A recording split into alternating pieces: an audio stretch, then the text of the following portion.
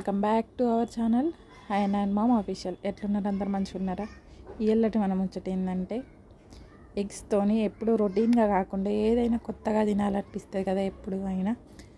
అట్లా కొత్తగా తినాలనిపించినప్పుడు ఈ విధంగా ట్రై చేయండి.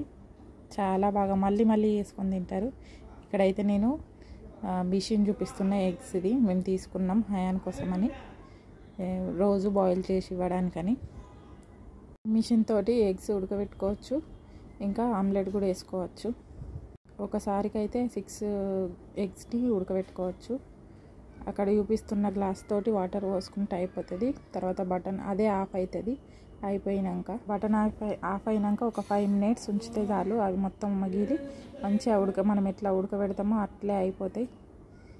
ఇక్కడనైతే నేను 4 గుడ్లు తీసుకున్నా, ఉడకబెట్టిన. చూడండి ఎంత మంచిగా వచ్చిందో. సేమ్ మనం ఉడకబెట్టుకున్నట్టే నీళ్ళల్లో ఉడకబెట్టుకున్న గుడ్లను అయితే ఇప్పుడు తీసుకొని మంచిగా పొట్టు తీసుకొని కడుక్కొని ఇప్పుడు ఇట్లా గుండ్రంగా కడిగేసుకోవాలి మొత్తం అన్నీ. ఇక్కడ మొత్తం అన్ని గుడ్లు అయితే ఇట్లా వీడియోలో చూపించినట్టు మంచిగా కొంచెం దొడ్డుగానే కడిగేసి పెట్టుకోవాలి. కడిగేసి పెట్టుకున్న తర్వాత ఒక గిన్నె తీసుకొని అందులో కొంచెం ఉప్పు, కొంచెం కారం, కొంచెం గరం మసాలా, కొంచెం ధనియాల పొడి, ఇంకా కొంచెం పసుపు, ఇంకా అల్లం వెల్లిపాయ పేస్ట్ వేసి కొంచెం నూనె పోసి మంచిగా కలిపి పెట్టుకోవాలి. మనం చేపలకి ఎట్లా మసాలా కలుపుతామో అట్లా కలిపి పెట్టుకోవాలి. ఇంకా మీ దగ్గర నిమ్మకాయ ఉంటే నిమ్మకాయ కూడా వండుకోవచ్చు, టేస్ట్ మంచిగా ఉంటుంది. తర్వాత ఇట్లా అన్నీ కలుపుకున్న తర్వాత ఇదంతా ముక్కలకు ఎగ్ ముక్కలకు పట్టేటట్టు మంచిగా ఇట్లా తిల్ల కలుపుకొని తర్వాత ఒక ప్యాన్ తీసుకొని నూనె పోసుకొని తర్వాత ఇదంతా వేయించుకోవాలి. కొంచెం ఆయిల్ తక్కువనే పోసుకోండి, ఎందుకంటే బాగా డీప్ ఫ్రై చేస్తలేము కదా మనం.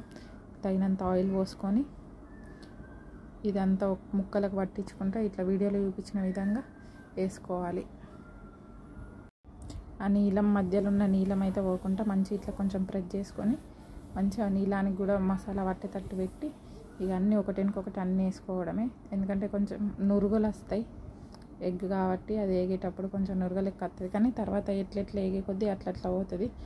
ఆయిల్ కొంచెం తక్కువనే పోసుకోవాలి, ఎక్కువ పోసుకోవద్దు. ఒక 2-3 minutes అయినాక ఇట్లా కలుపుకుంటూ పెట్టాలి తప్పకొకసారి. తర్వాత ఇట్లా చిమ్టా తీసుకొని మర్రేసుకోవాలి వేగినాక.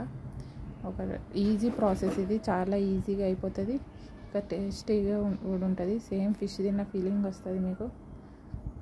ఈ వేగినాక మొత్తం తీసేసినాక కింద కారం ఉంటుంది కదా, కారం మసాలా అదంతా అది కూడా కారం ఉంటుంది. ఆ కారం అయితే అన్నంలో కలుపుకొని తింటే చాలా సూపర్ ఉంటుంది. ఒకసారి ట్రై చేయండి. ఇక్కడనైతే మొత్తం వేగిపోయినాయి. ఇది మొత్తం కొంచెం సిమ్లో పెట్టే వేసుకోవాలి, ఎందుకంటే బాగా స్పీడ్లో పెడితే అవి ఎగురుతుంది ఎగ్. చూడండి ఎంత క్రిస్పీగా అయ్యిందో. తినడానికి కూడా టేస్ట్ సూపర్ ఉంటుంది. ఒకసారి ట్రై చేసి ఎలా వచ్చిందో కామెంట్ చేయండి. Thank you for